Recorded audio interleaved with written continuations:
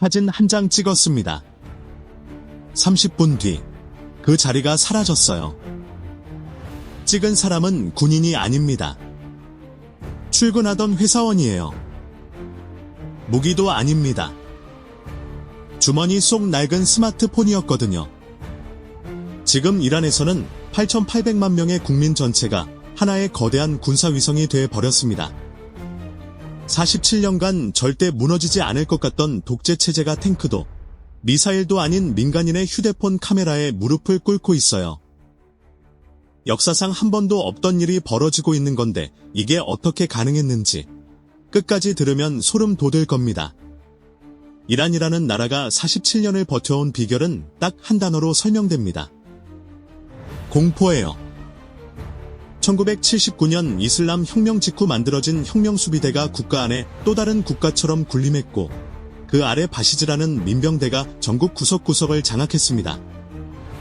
골목마다 모래주머니로 검문소를 세워놓고 지나가는 사람을 일일이 세웠는데 진짜 무서운 건 검문소가 아니라 눈에 보이지 않는 감시망이었거든요.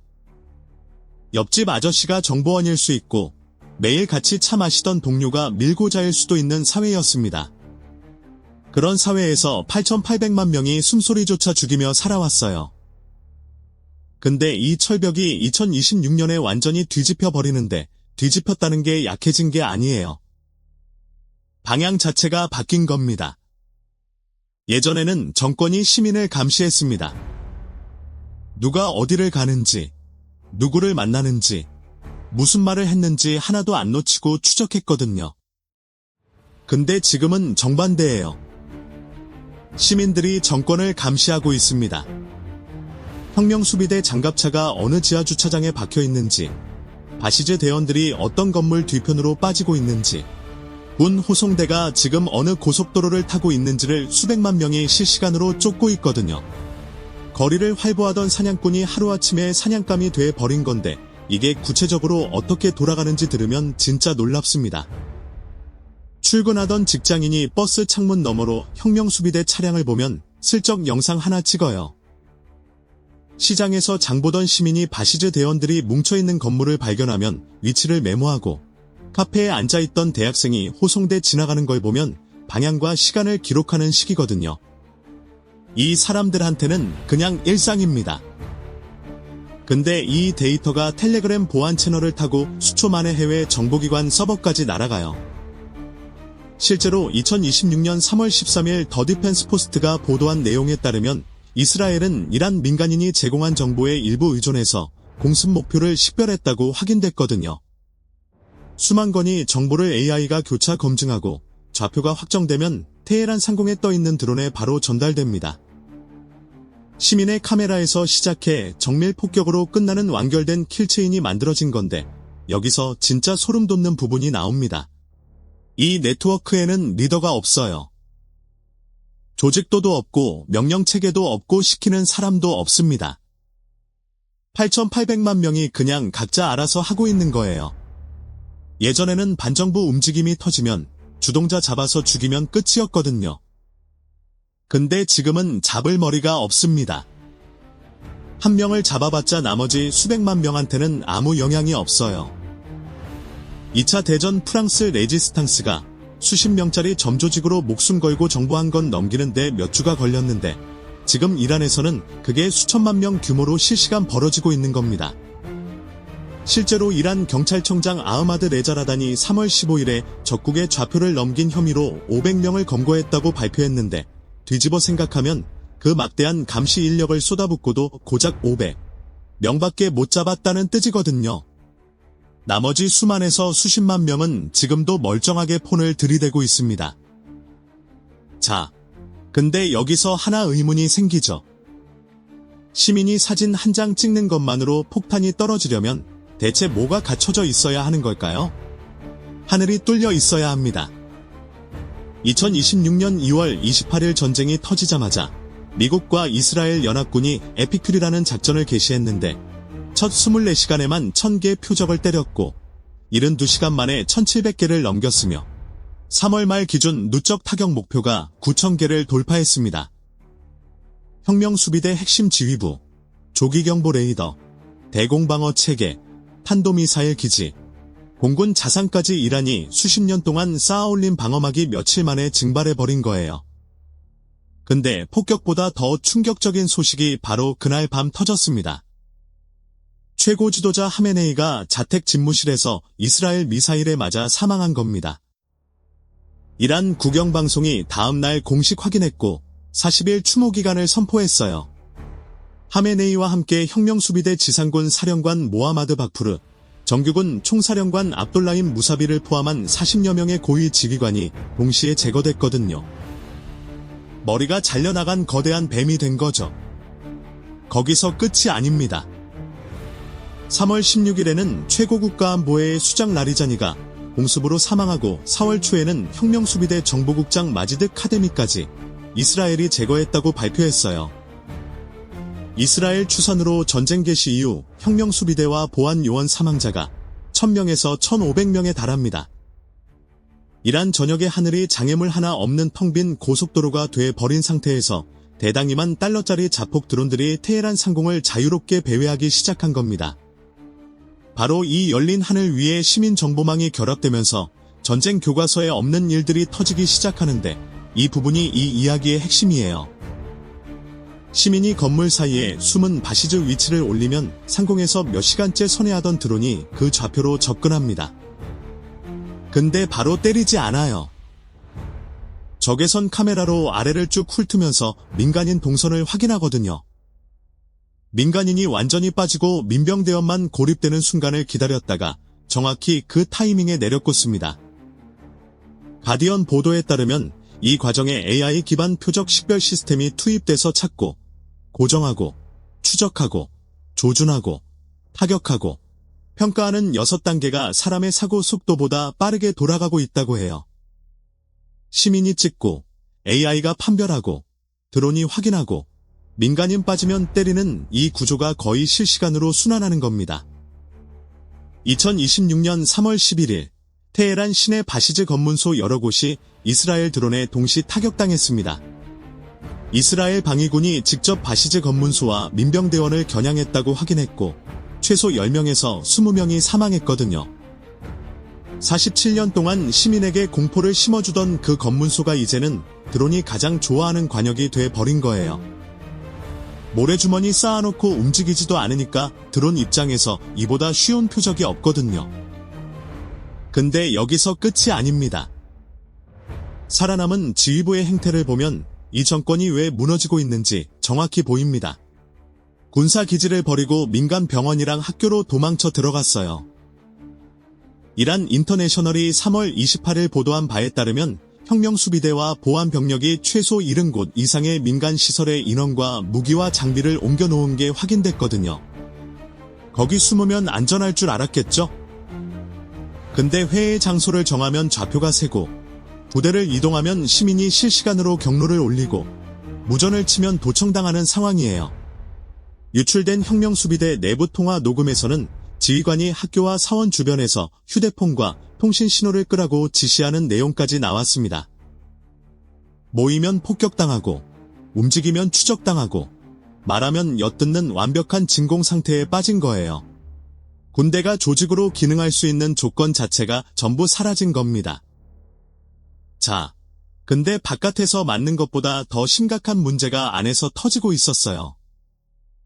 이 부분을 모르면 이란의 붕괴를 절대 이해할 수 없습니다. 이란에는 군대가 2개 있거든요. 나라를 지키는 정규군 아르테시가 하나 있고 1979년 혁명 직후체제 수호용으로 만든 혁명수비대가 또 있습니다.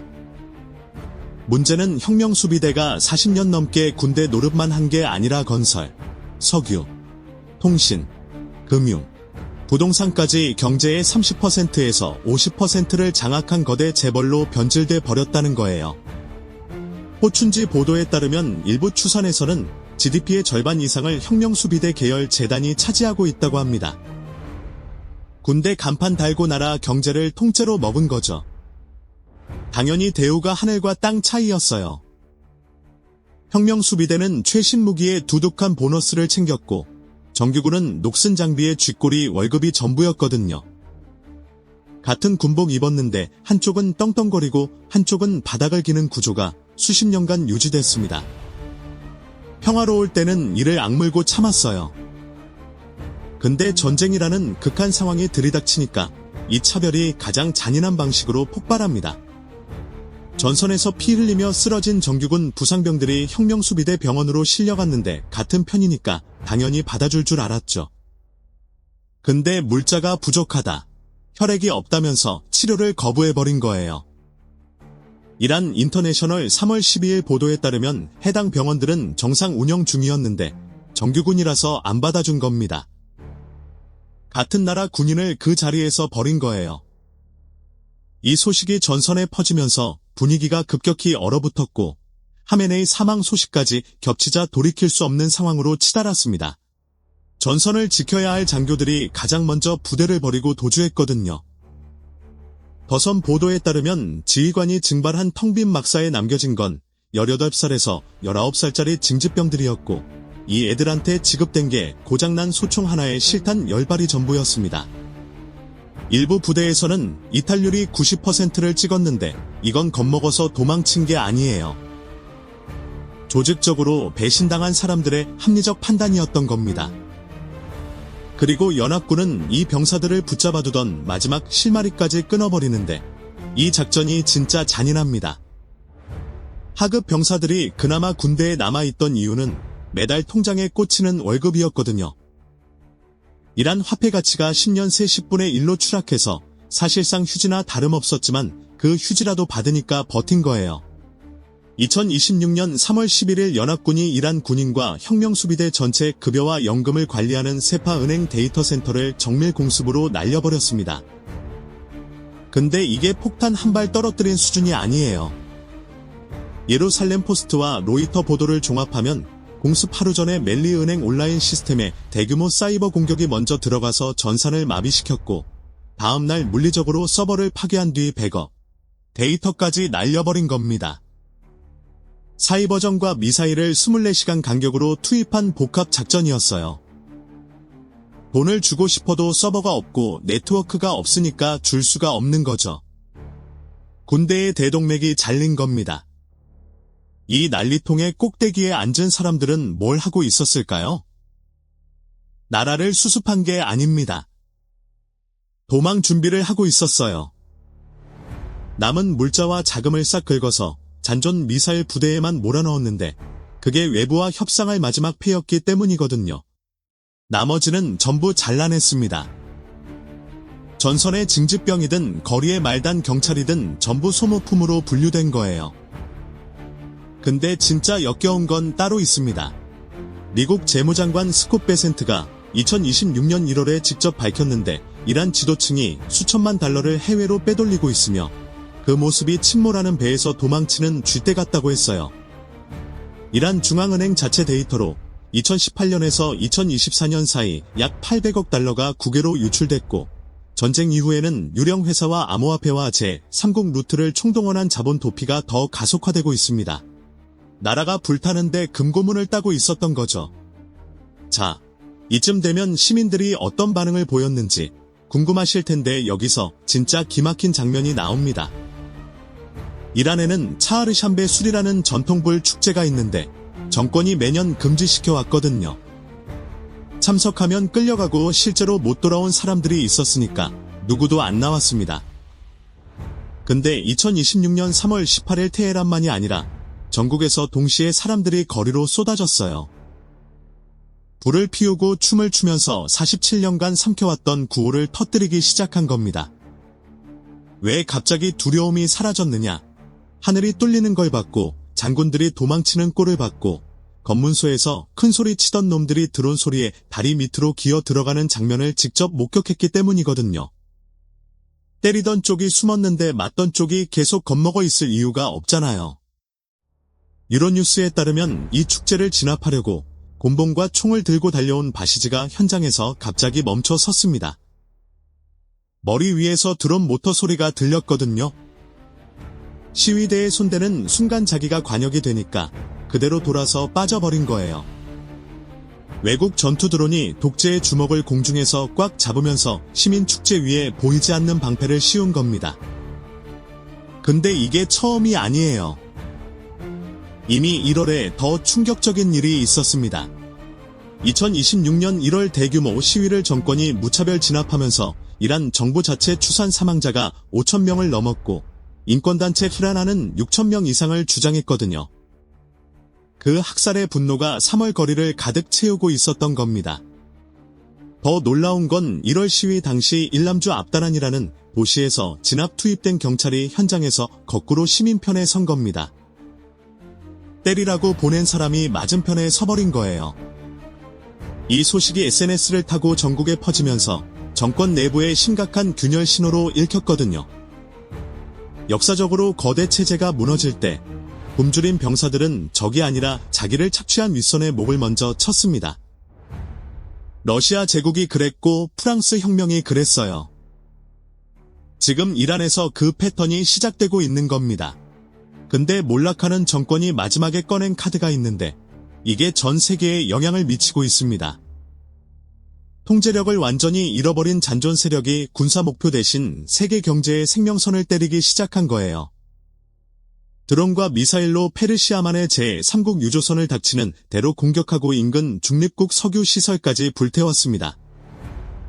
로이터에 따르면 3월 11일 하루에만 호르무즈 해협에서 6척이 피격됐고 폭탄 보트의 자폭 공격까지 포함돼 있었거든요. 3월 한 달간 상성 공격이 20건을 넘었고 인도 선원이 숨지는 사건까지 터졌습니다. 자기한테 돈 대주던 나라 100까지 때리고 있으니 피하 식별도 모두 다 내던진 거예요. 내가 죽는데 세상이 무사할 줄 아느냐는 식의 전 세계를 향한 물귀신 작전인 겁니다.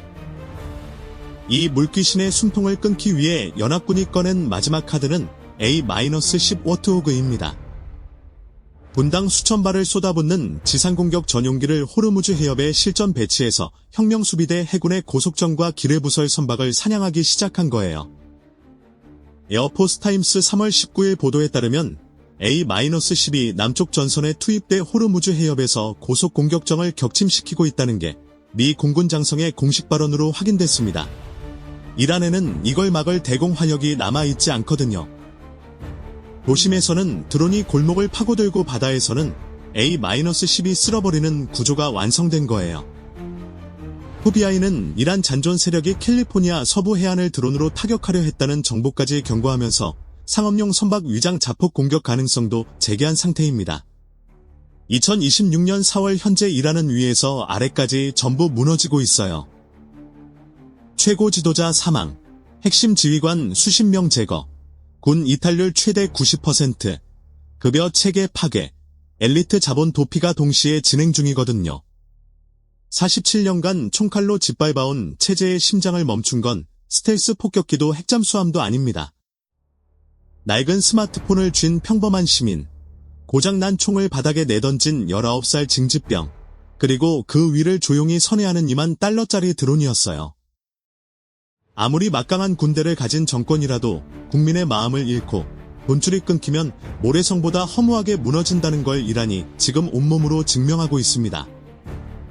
끝까지 시청해주셔서 감사합니다.